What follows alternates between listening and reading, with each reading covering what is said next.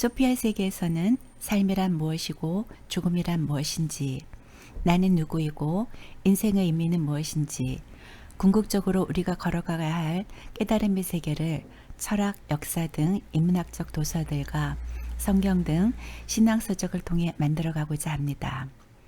고독의 세계로 여러분을 초대하오니 늦은 밤 잠이 안 오실 때, 혼자서 커피를 마시고 싶을 때, 이른 새벽 명상을 하고 싶을 때, 기도와 묵상을 하고 싶을 때, 나의 삶을 변화시키고 싶을 때, 사랑하고 싶을 때, 소피아의 세계를 행복 지침서로 찾아주세요. 첫 번째로 제가 고른 책은 고석근 작가님의 니체와 함께 춤을이라는 책입니다. 고석근 선생님의 책 중 니체와 함께 춤을이라는 책을 먼저 고른 이유는 제가 니체를 좋아하기도 하지만 이 책을 읽어 나가다 보면 나를 사랑하게 되고 지금 여기에 삶을 살게 될 것이라고 보기 때문입니다. 고석근 작가님은 부천에서 생활하시며 글쓰기와 인문학 강의를 하시는데 선생님들의 선생님으로 활동하시는 숨은 고수이십니다. 삶에서 우러나온 지혜를 바탕으로 시시한 인생, 시시한 고전 읽기, 시시한 인문학적 단상 등 다수의 책을 쓰셨으며 후학을 양성하는 데 물심양면으로 애쓰고 계십니다.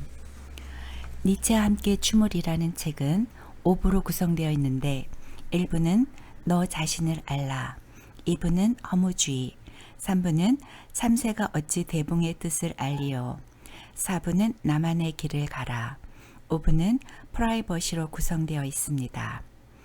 연인글에 니체 철학의 핵심이 담겨져 있습니다. 읽어드릴게요. 연인글. 세상은 프리드리 니체를 일컬어 현대 철학의 아버지라고 합니다. 그는 신이 죽은 시대의 철학, 인간이 삶의 주인이 되어야 하는 현대 철학의 문을 연 위대한 철인입니다. 그는 신이 있던 자리에 최고의 인간, 아이를 두었습니다. 아이는 춤추는 인간입니다.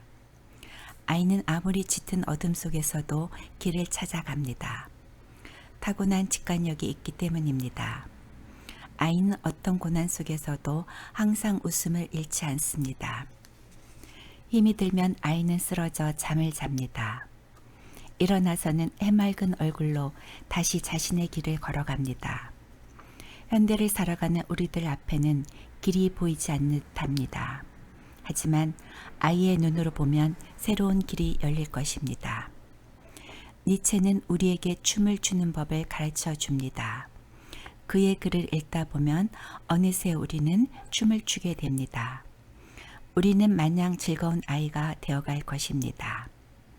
2023년 한여름에 고석근.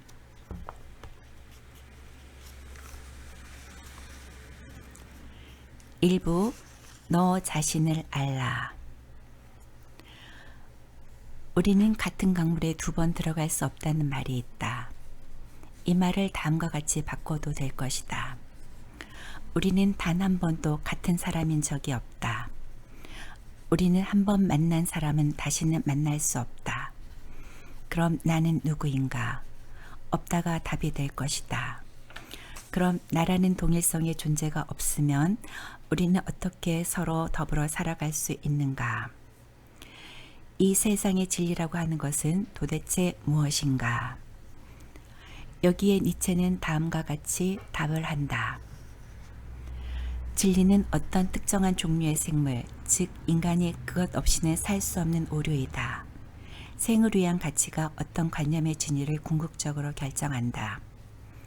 인간은 살기 위해 진리를 만들어냈는데 그것은 오류라는 것이다. 그래서 우리는 항상 진리를 의심해야 하고 항상 진리를 새롭게 재정립해 가야 한다는 것이다. 객관적인 진리는 없는 것이다.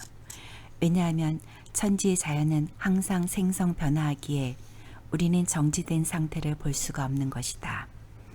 삼라만상은 실체로 보이지만 수많은 만남과 헤어짐으로 구성되어 있다. 그들은 단지 이름일 뿐인 것이다.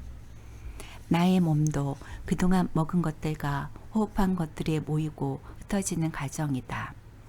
생각이라는 것들도 여러 다른 사람들의 생각들이 모이고 흩어지는 과정 속에 있다. 따라서 우리는 보편적이고 객관적인 진리라는 망상에서 벗어나 자신의 생을 위한 가치가 어떤 관념의 진위를 궁극적으로 결정하게 해야 한다. 짐승들은 아무거나 먹는 것 같지만 그들은 철저하게 자신의 몸에 좋은 것만 먹는다. 니체는 진리도 그렇다고 말하고 있는 것이다. 남들이 아무리 좋다고 해도 내게 좋지 않으면 진리가 아니라는 것이다. 니체는 자신의 힘의 의지를 고양시켜 주는 것이 자신에게 선이고 진리라고 말하고 있는 것이다. 프랑스의 현대 철학자 미셀 푸코는 내가 누구인지를 묻지 말고 내가 계속 같은 사람인지도 묻지 말라고 했다.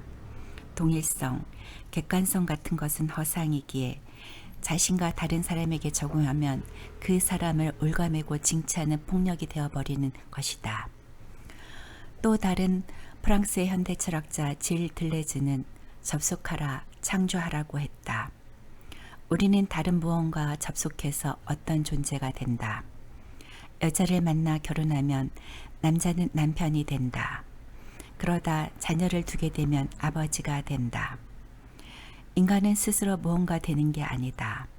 홀로라는 건 없다. 나 홀로 존재한다는 생각은 지독한 망상이다. 이 망상에 한번 사로잡히게 되면 나라는 허상을 위해 한평생을 허망하게 보내게 된다. 들레즈는 자신의 동일성에 빠진 수목형의 삶을 벗어나 자신을 끊임없이 새로이 구성해가는 리좀의 삶을 살아가라고 말한다. 수목형의 삶은 나무 같은 삶이다. 씨앗이 자신을 전개하는 삶. 나무는 씨앗에서 시작해 땅으로 뿌리를 내리고 하늘로 줄기와 가지를 뻗어 올리며 살아간다. 정체성이 뚜렷한 삶이다. 나는 누구인가? 어떻게 살아야 하는가가 명확히 정해져 있다. 하지만 리좀의 삶은 다르다. 한 곳에 뿌리를 내리고 살다가도 다른 곳에 뿌리를 내리고 살아간다. 대나무, 감자, 고구마 같은 식물들이다. 그들은 정해진 뿌리가 없다. 노마드, 유목민의 삶이다. 역사적으로 보면 대다수 사람들은 정체성의 감옥에 갇혀 있다 살다 갔다. 뛰어난 사람들만이 그 감옥에서 탈출하여 자유를 누리며 살았다. 지금도 우리 주변에는 수많은 간수들이 있다. 그들은 수시로 우리에게 소리치고 있다. 남자는 이래야 해. 여자는 이래야 해. 학생은 이래야 해. 부모는 이래야 해. 자식은 이래야 해. 회사원은 이래야 해. 니체는 이러한 간수들을 만들어내는 신을 죽이며 현대 철학의